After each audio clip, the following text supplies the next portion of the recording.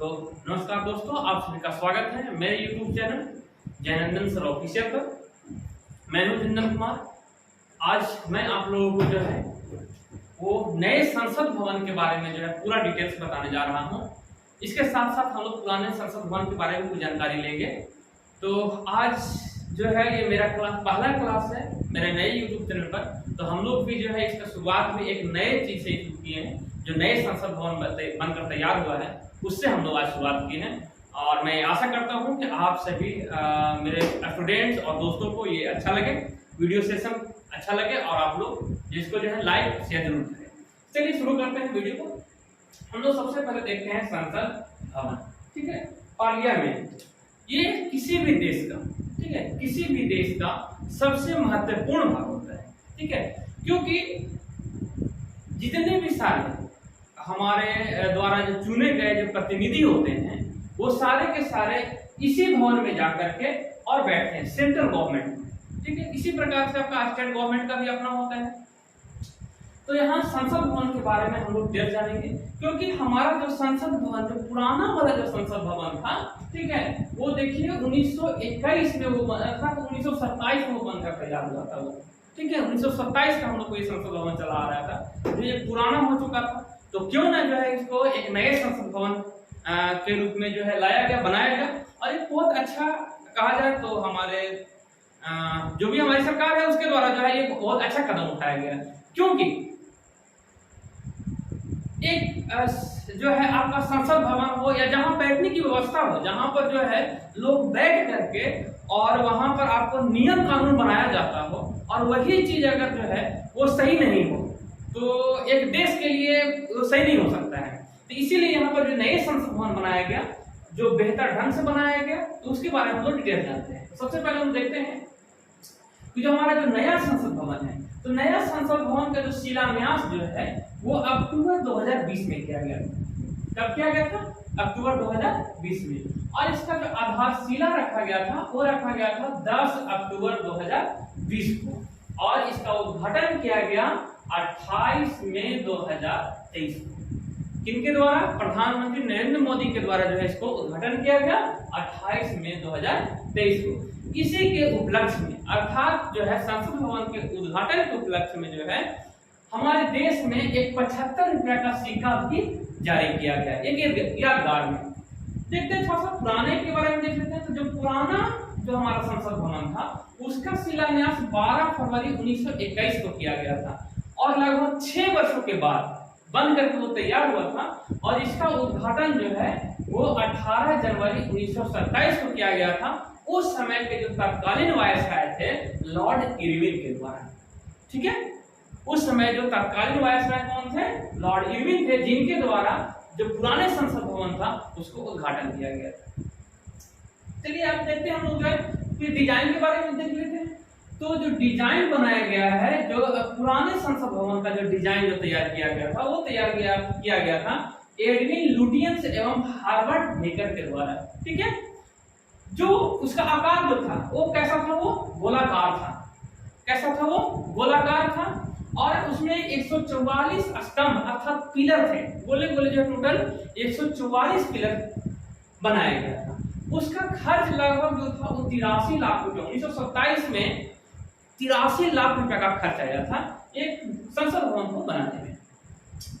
अब चलते हैं जो नए संसद भवन है। तो नए संसद भवन के जो आर्किटेक्टर हैं अर्थात जो डिजाइनर हैं वो हैं बिमल पटेल। ठीक है, बिमल पटेल हैं। और इसको जो निर्माण जो करवाया गया वो करवाया गया टाटा प्रोजेक्ट्स लिमिटेड के द्वारा। किसके द्वारा किया गया? टाटा प्रोजेक्ट्स लिमिटेड के द्वारा इसको जो है निर्माण करवाया गया। इस पर जो खर्च आया है वो लगभग 1200 करोड़ रुपए का है। ठीक है, तो एक नए मॉडर्न युग में है और नए तरीके से बनाया गया है, तो खर्च तो होगा ही होगा।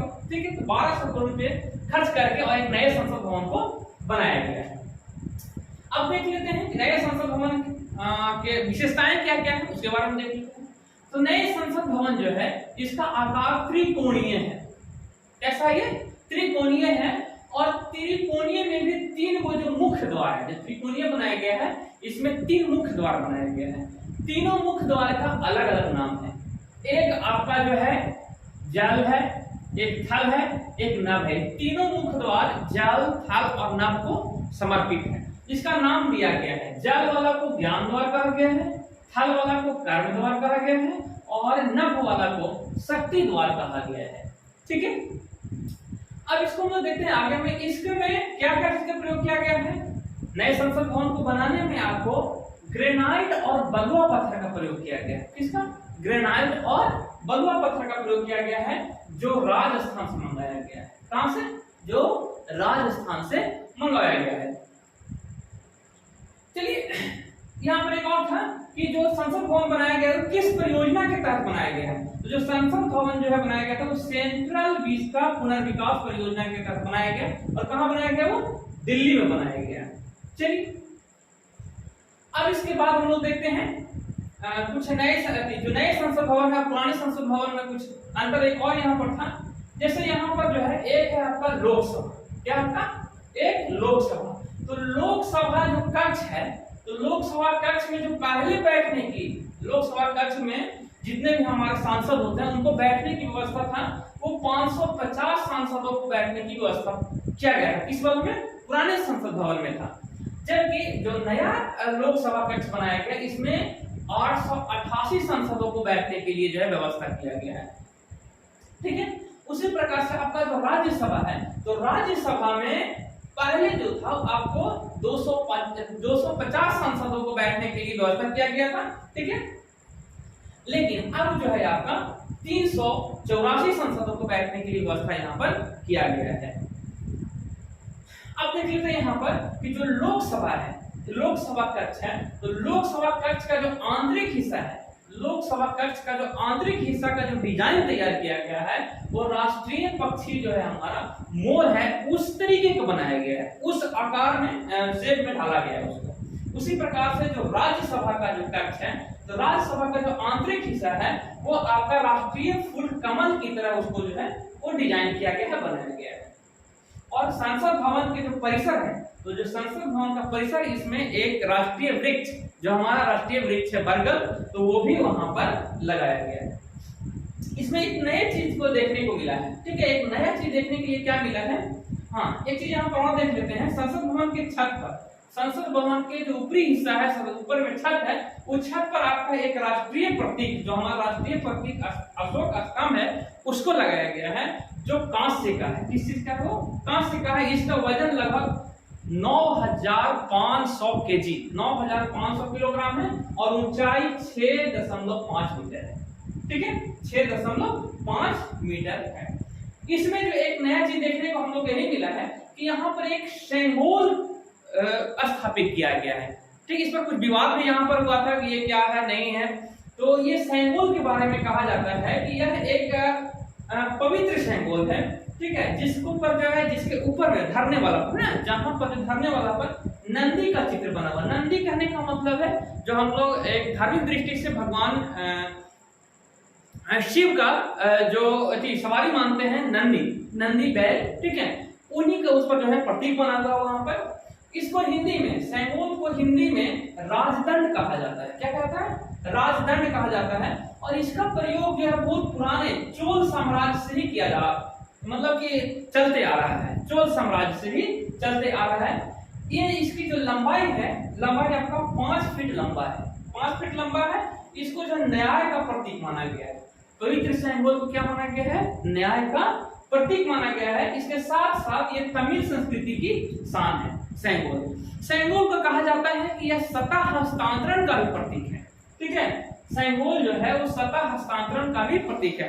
कहा जाता है कि जब ब्रिटिश जो है हमारे देश को जो सत्ता हस्तांतरित कर रहे थे, तो उस समय भी इस सत्ता हस्तांतरण में पवित्र सेंगोल को ही दिया गया था, हस्तांतरित के रूप में पवित्र सेंगोल को दिया गया था। तो यहाँ पर हम लोग देखें जो नई संसद भवन है और एक पुराने संसद भवन में कुछ जो है बहुत बड़े का जो अंतर आया है। और बिल्कुल ये होना भी चाहिए। अब नए युग में नए तरीके से संसद भवन बना है, एक हाईटेक तरीके से भी होना चाहिए था, क्योंकि हम लोग एक स्वतंत्र राष्ट्र में हैं। तो हम लोग फिर जो स्वतंत्र राष्ट्र के संसद भवन में ही अपना योजना क्यों न बनाए। तो इस प्रकार से हम लोग यहाँ देखें नए संसद भवन के बारे में, इसमें पूरी डिटेल्स बताया गया है। और बहुत सारे क्वेश्चन इससे आपको जो है पूछा जा सकता है। कुछ कुछ जो है बीच बीच में हम एक ऑब्जेक्टिव टाइप का क्वेश्चन लाएंगे, एक क्विज टाइप का भी लाएंगे, जो आप लोग को इससे इसी से रहेगा, तो आप आसानी से इसको बना सकेंगे और अपडेट रहेंगे। चलिए, तो मैं आपसे रिक्वेस्ट करता हूं कि मेरे इस सेशन को अगर अच्छा लगा हो तो लाइक कर दें, शेयर करें और मेरे चैनल को सब्सक्राइब कर लें, जो मेरा यूट्यूब चैनल है नया जनार्दन सर ऑफिशियल। इसी प्रकार से आप लोग को इस पर वीडियो आते रहेंगे। धन्यवाद।